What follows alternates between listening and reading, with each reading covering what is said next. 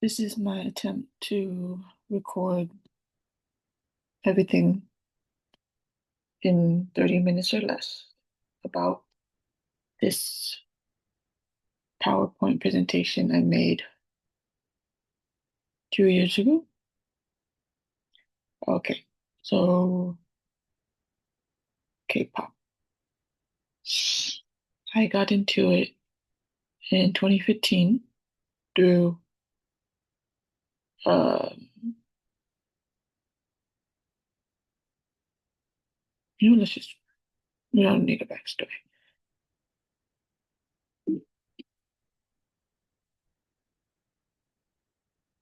So back in 2017, I discovered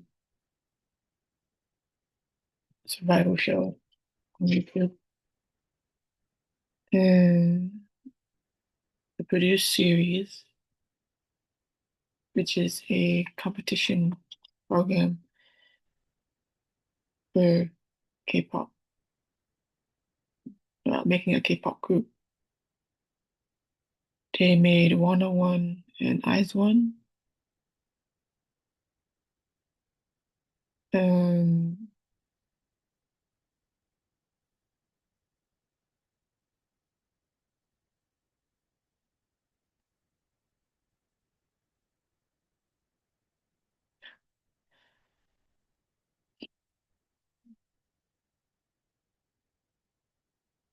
Korean pop music, in my perspective, it's a very outdated recording of the PowerPoint I made 2 years ago to recap my 10 years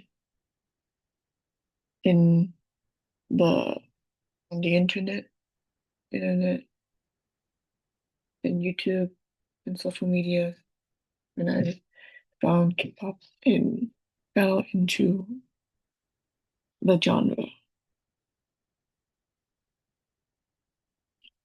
So we have the boy group 101, the girl group Eyes One. This was back in 2017.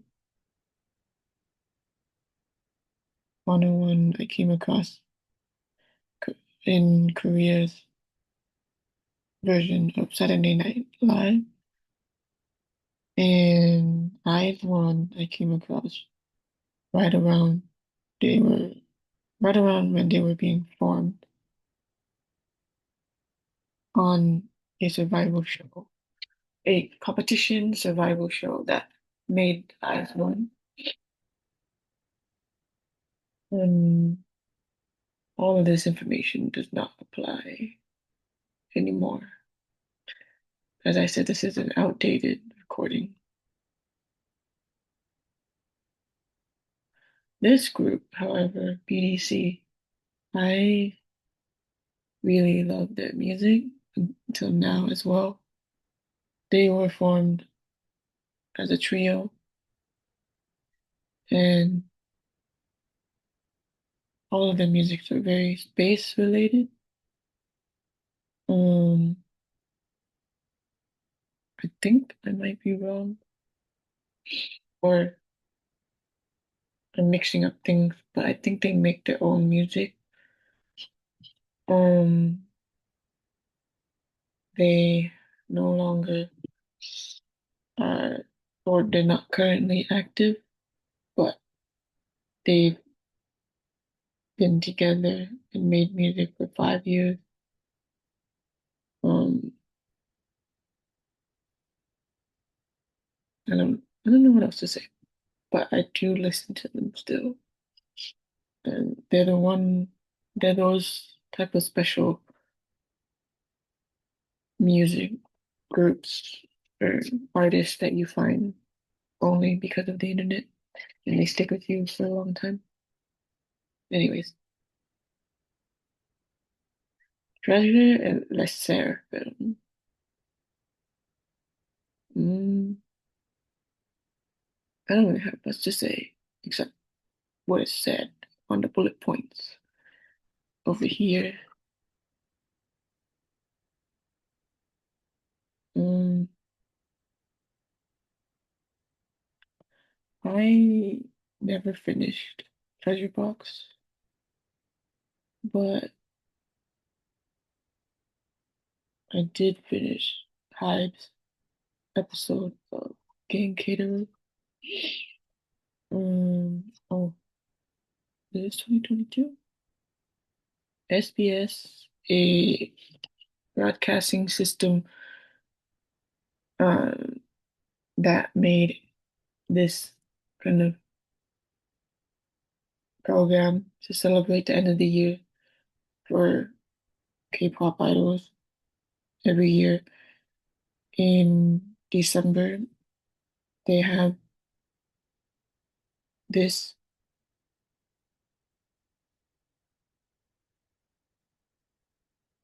um, so what I'm trying to say is 2022 program of the end of the year festival was one of the best things I've ever seen in K-pop.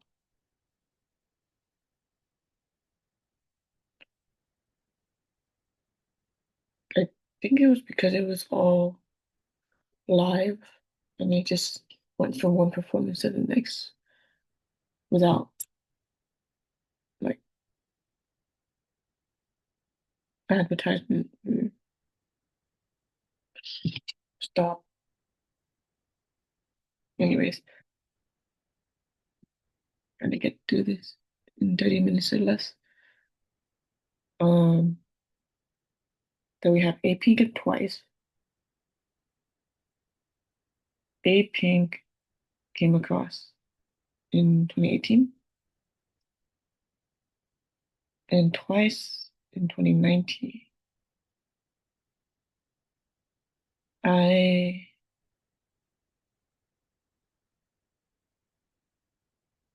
Twice gets credit for making me, yeah. In 2017, before 2017, I did not listen to any K-pop girl groups because I just never,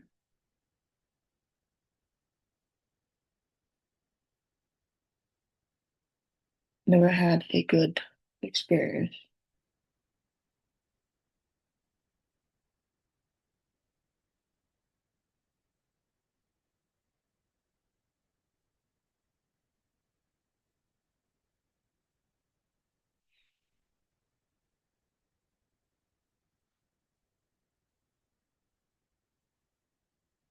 That long pause was me contemplating about talking about American girl groups before 2017 and how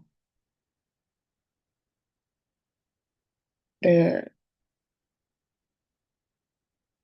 they were influential in me not immediately liking girl groups in K-pop.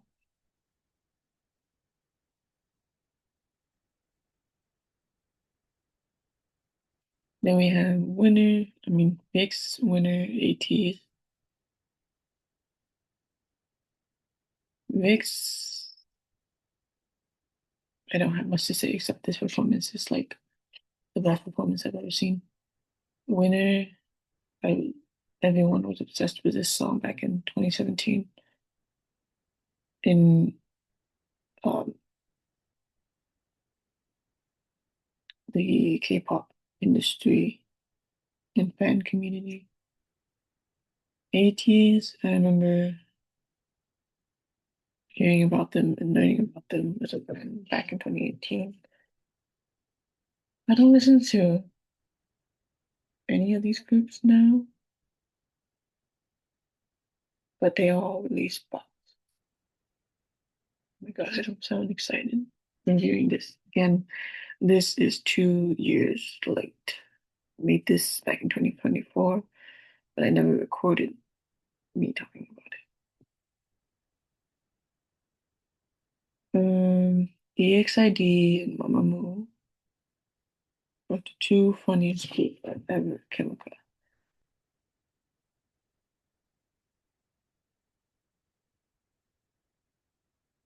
Yeah, I think that's fine. Oh, and vocally, they're very good. They're like the best vocalists, um, in my opinion, and funniest groups.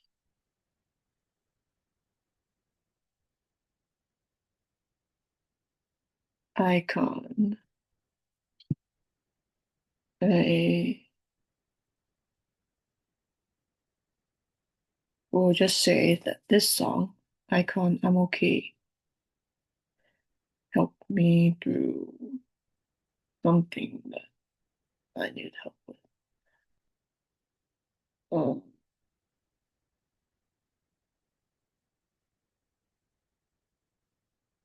I don't listen to Icon now, but I do really like BI's music.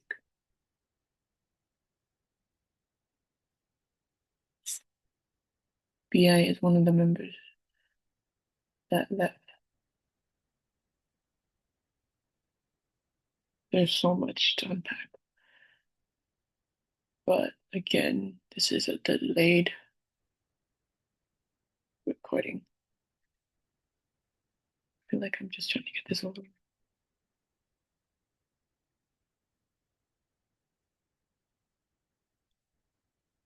Well,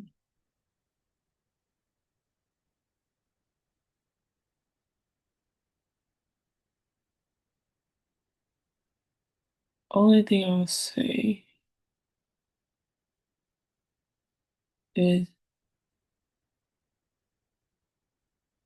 they made the pandemic for me a bit manageable.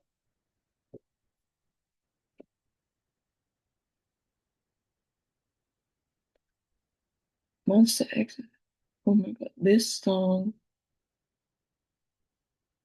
is one of my favorite K-pop songs of all time. It's just very soothing and calming and helps me reset after a day or a night. Okay. I don't listen to any of these groups anymore, just their past songs. And I don't think I said this yet, but third generation K-pop groups. So around 2010s, that's where I was a fan the most. And so now that is mid 2020s and fifth generation, I'm very lost, and drained, and always just thinking about the past, as this channel has a lot of nostalgic old songs. Anyways, Red Velvet and Blackpink. This is so old. Mm, I remember the moments that I fell into these groups, and I have favorite songs, favorite members, and everything changed. Um, the only thing that didn't change is Lovesick Girl is still my favorite Blackpink song. Mm, but I don't know anything else about what's going on with these groups. Um,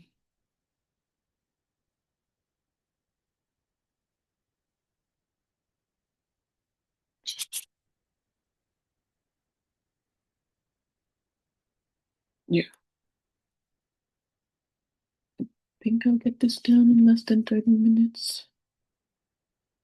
Mm, Infinite and Newest are two vocally, the two groups that are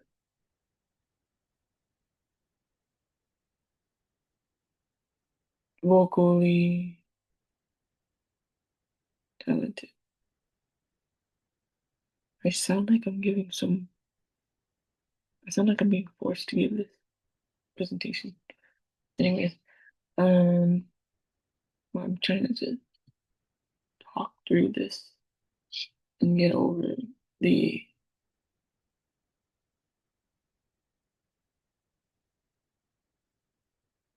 get it all out, basically.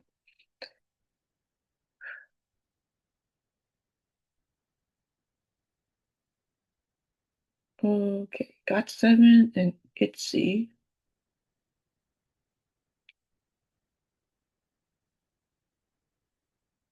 They were amazing groups at the time of these videos. Currently, I'm mainly listening to Mark solo music, and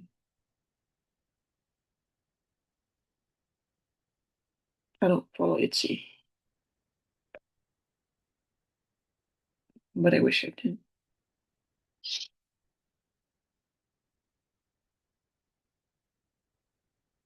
2019, the year before the pandemic.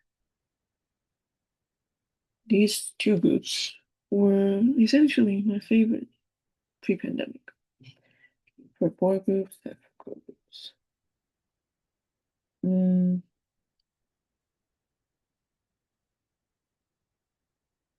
Yeonjun is still my bias.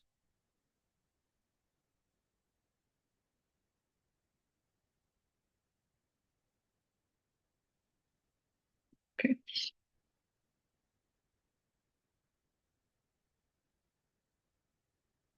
I will probably make a video talking about how each idol, when each idol became a bias, because I need to get all that out too from my brain and get over this obsession I have with this genre. Anyways, I don't know if you're listening this far. SNSD or Girl Generation, aespa.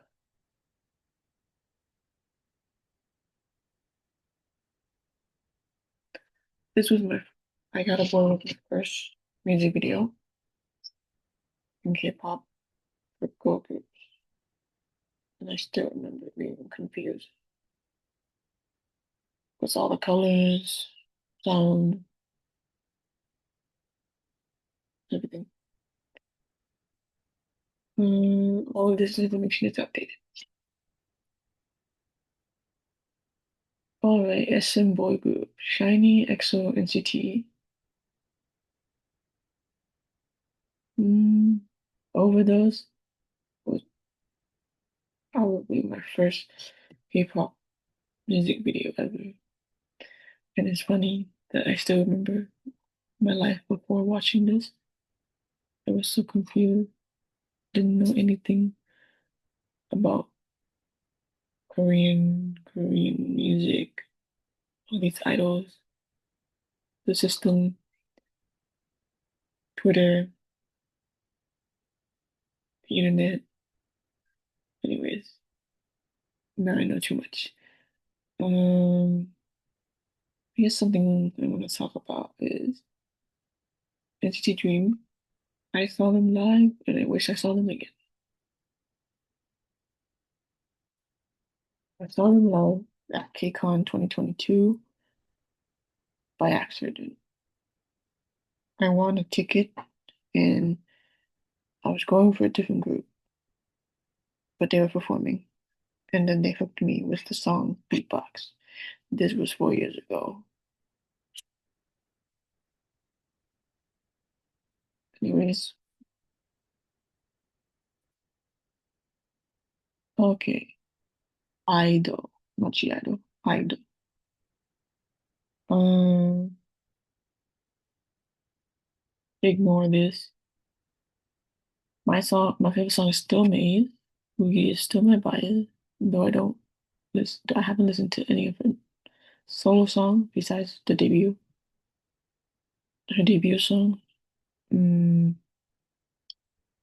they were the first girl group that I got to know as they were releasing the teasers to debut. And that's all I'll say.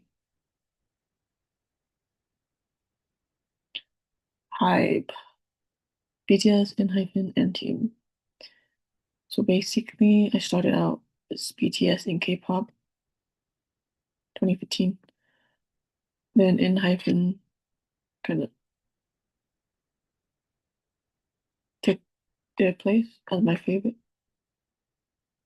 because I watched the entire reality show, competition show of and hyphen being formed, and I kind of got too attached. I don't listen to hyphen now, but the last song I really listened to was EXO back in 2023. Or was that 2024? I don't know. Sugar is still my bias. I really love his solo music. Um, and Team is my only favorite boy group under Hype because I just want to see them perform. Um, this is a really old video where BTS performed on Billboard uh, YouTube channel. Mm, I'm beginning to think and see that I've been online, chronically online, and in the K-pop genre for too long. Anyways, next. I um I I like them. Don't follow them, but their songs Rebel Heart made me kind of like a forever fan. Um, Ascendio got me back into them, even though I was a fan from the debut because I saw the introduction of one of the members. Um, and then I watched their comeback after their debut and kind of lost track of them because this member didn't get that many lines. Um, and I realized I was just a solo stan. But then I found a different member that I like in addition to this member. Okay, I don't know where I'm going with this, so I'm just gonna move on. Oh my god, these two groups, music wise, it's like sentimental, sweet, emotional. Also, these three are in the list of my favorite K-pop songs ever. They convey an emotion that I have never fully felt, but feel all the time, if that makes sense. Anyways, Astro, I really love. Pentagon, I really love this song on there. I don't know what else to say except you should go listen to this two groups. If you're gonna take anything from what I'm saying, you should listen to these two groups' music, especially the translated version lyrics, whatever language you listen to, of this song, Always You, and Like This. Okay, that's my 2 cents. Cosmic Girl or WGSN and Gravity. These are the two chaotic groups that I still love to today. Um, I've seen them live. They were the reason I was going for KCON. Um, I have not seen Gravity live, though I wish I did. So hopefully I will, or I don't know. Um, these two groups are kind of, I don't know, I don't know, I don't even know how to describe it, but their music slaps, and I really like um all the music. I lost track of them, but I know they have a 10-year anniversary, and they had a comeback that I haven't watched yet. So hopefully, okay. Can I even talk about these two? Um, 2017, 2018, 20, no, 2018, 2019, 2020. In K-pop and in my life, it kind of, the details kind of blurred together. And so emotionally, I feel distraught whenever I think about these two groups. It was like an emotional explosion of emotion that I never processed, including a lot of the things personally that I never processed. Anyways, I will say that they made life interesting at the time that they were active. Um, this is probably these two groups and around these two times, 2018, 2019, 2020, are probably the main reason why I really am confused about the industry and my attachment to it, or my disassociation from certain details. Basically, it's not that deep, but it's also too confusing, and a lot of things gets mixed together, and I guess that's life. And now I don't know what else to talk about with these two groups. The fact that I never even talked about these two groups and just rambled on about other things. I mean, I should move on.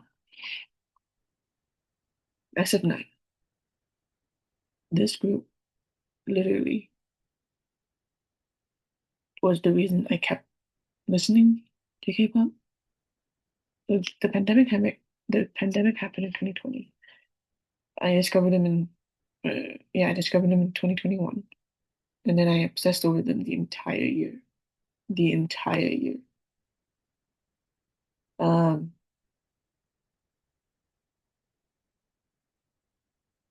yeah, I think it's a lot of, if I ever go detailed into the groups specifically and how they impacted me, it's a lot of idiotic, obsessions, weird, um,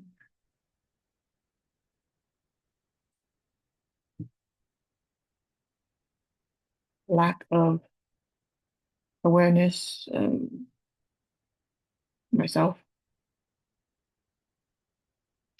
because I just get immersed in these groups. Basically, escapism. I escaped into this kind of industry genre world. Anyways, that went on. I think it's been more than 20, 30 minutes. These two groups, J Kiss and Stacy. I won't say much because I have an entire channel where I said too much about them. And so this is the end of my unofficial, weird, unorganized, non-scripted TED Talk presentation or just me talking on and on and on. Um, but if you listen to this whole thing, wow, I hope you don't experience what I did with this industry.